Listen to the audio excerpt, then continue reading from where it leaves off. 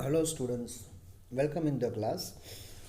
Now today we are going to learn process of communication. What is the process, right? તો આપણે already બે lecture કોમ્યુનિકેશનના જોઈ લીધા છે. Now the third point is કે ભાઈ પ્રોસેસ શું છે કોમ્યુનિકેશન માટેની. So let's start the process of communication, right?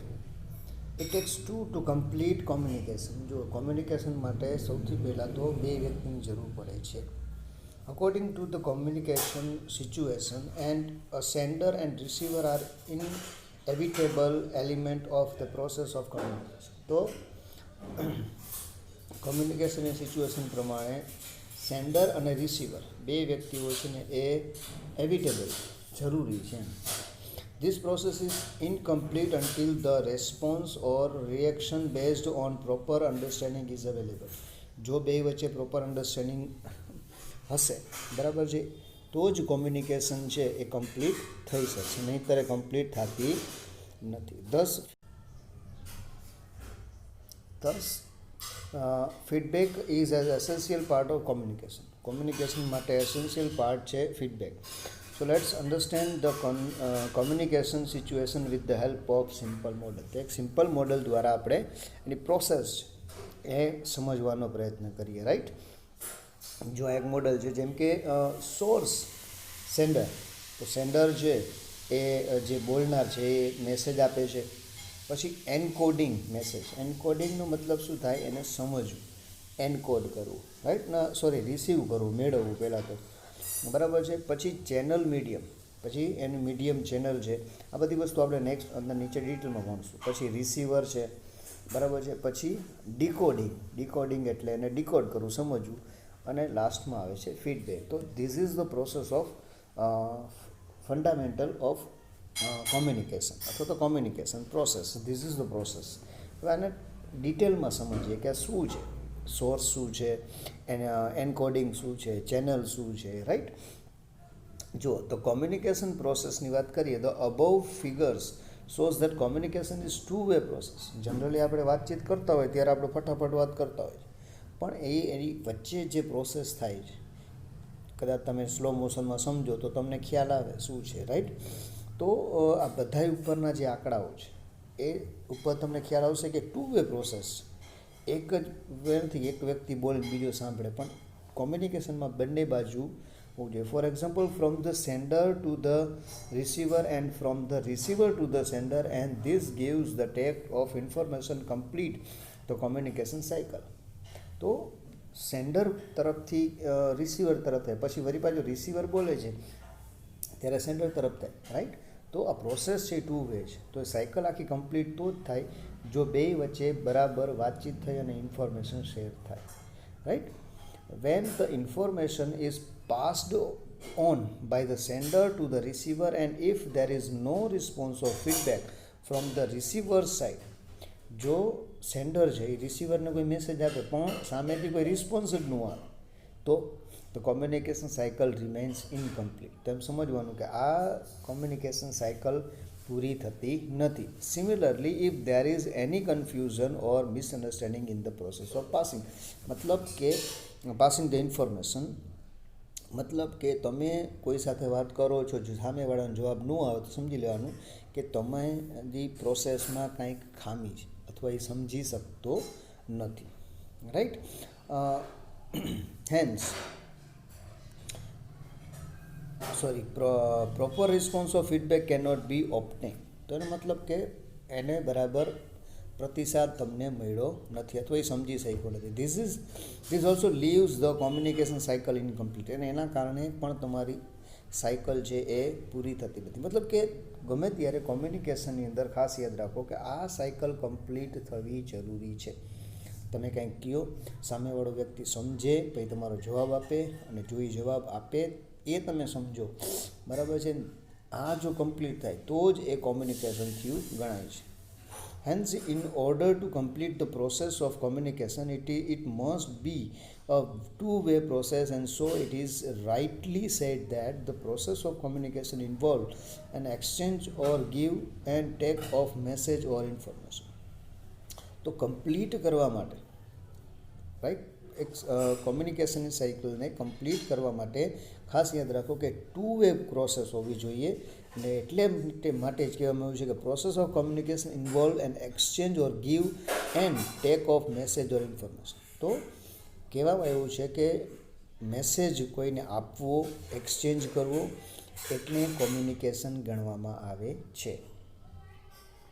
The above model of the communication process reveals some important points. તેમાં થોડાક બહુ મહત્ત્વના પોઈન્ટ્સ છે એ રિવીલ થાય છે. જેમ કે the communication process is the interrelationship between several interpretant component.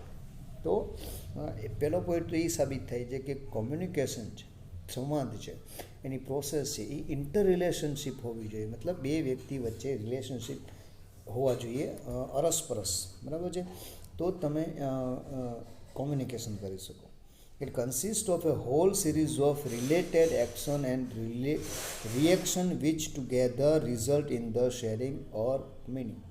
તો તમારી બે વ્યક્તિ પાસે આખી સિરીઝ, મતલબ થોડીક વાત કરી અધૂરી એમની, આખે જે બનાવ બન્યો છે, જે વાત કરવાની છે એની કમ્પ્લીટ માહિતી જો હશે તો જ બે વ્યક્તિ વચ્ચે પૂરેપૂરી કોમ્યુનિકેશન સાયકલ છે ફરશે અને કોમ્યુનિકેશન થઈ શકશે. There are several barriers, ઘોંઘાટ, to understand of message and they may occur at any stage. તો ઘણી વખત તમે જુઓ વચ્ચે કોઈ વાતચીત કરવામાં બેરિયર્સ પણ, રાઈટ, કે વાત કરતા હોય ને ત્યારે કોઈ બીજો અવાજ આવતો હોય, બરાબર સમજાતું ન હોય, રાઈટ. જેમ કે હું અત્યારે લેક્ચર લઉં છું, તમને મારા સિવાય પણ ઘણા બધા અવાજ આવતા હશે. That is the barrier, right.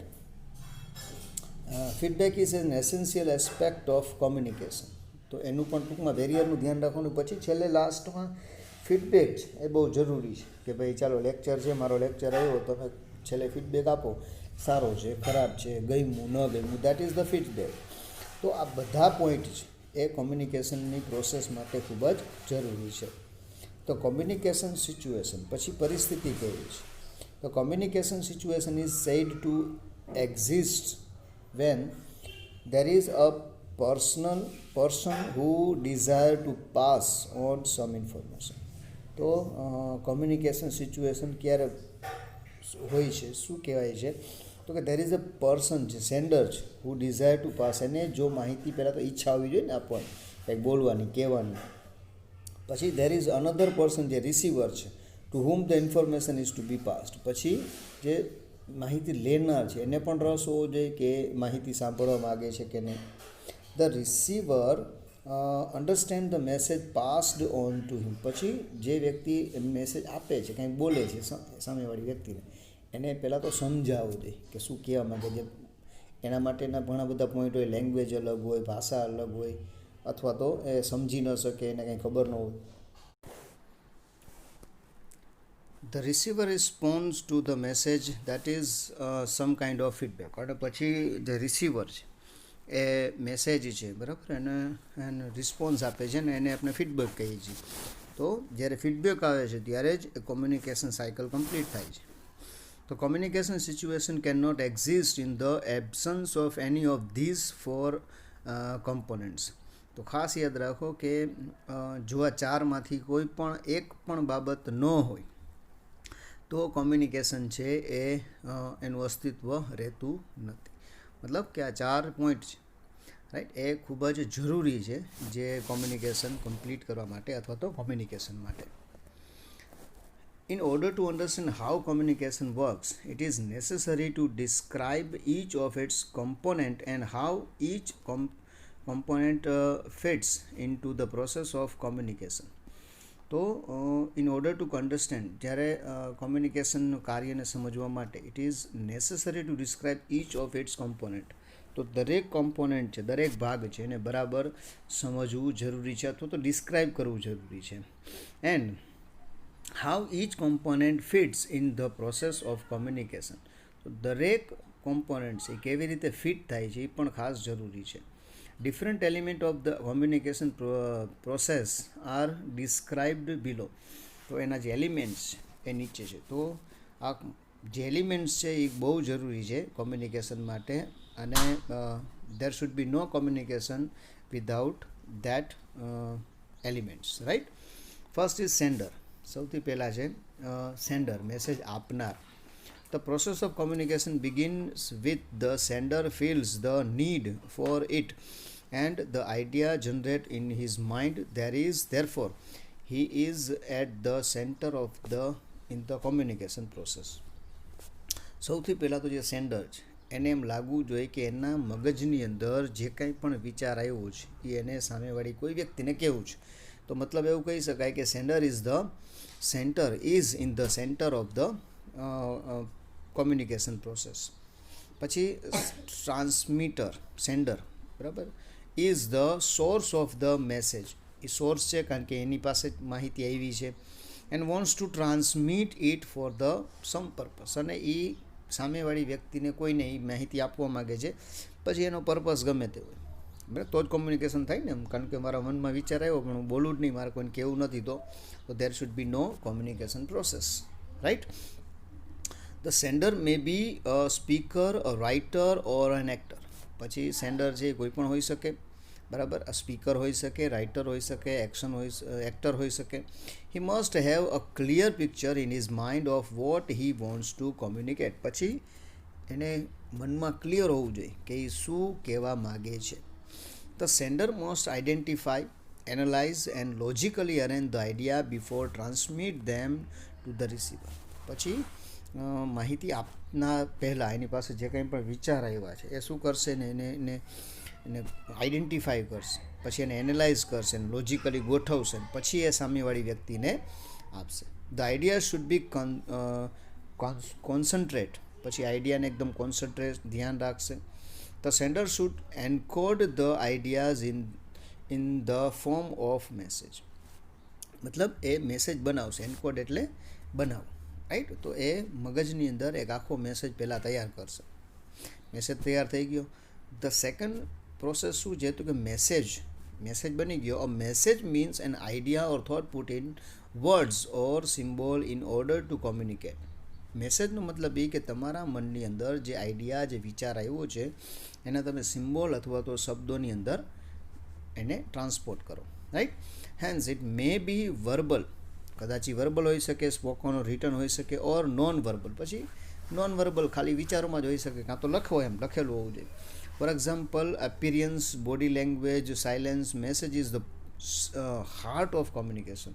પછી મેસેજની વાત કરીએ તો it is a heart of communication, કારણ કે તમારે એને સામેવાળી વ્યક્તિના મગજની અંદર ટ્રાન્સપોર્ટ કરવાનો છે. તો મેસેજ, રાઈટ? હવે જે કોમ્યુનિકેશનની જે પ્રોસેસ છે, બરાબર, એના ઘણા બધા બીજા મુદ્દા છે જે આપણે જોયું. તો આપણે આજનો લેક્ચર અહીંયા સુધી રાખશું, બરાબર. એના પછીના જે મુદ્દા છે, નેક્સ્ટ મુદ્દાઓ છે, એ આપણે નેક્સ્ટ લેક્ચરમાં લેશું. કારણ કે થોડાક મેઇન વસ્તુ શું છે કે આ ટૉપિક છે એને બરાબર આપણે સમજવું, અને બેઝિક ટૉપિક છે. જો આ બરાબર સમજાય હશે તો આગળના ટૉપિક છે એને આપણે સમજવામાં વધારે સહેલા પડશે. તો આજે આપણે બે જ મુદ્દાને સમજીએ, સેન્ડર અને મેસેજ. પછી મેસેજની આગળ શું પ્રોસેસ થાય છે, રાઈટ? એ આપણે નેક્સ્ટ લેક્ચરમાં ભણીશું. So till then, goodbye and thank you.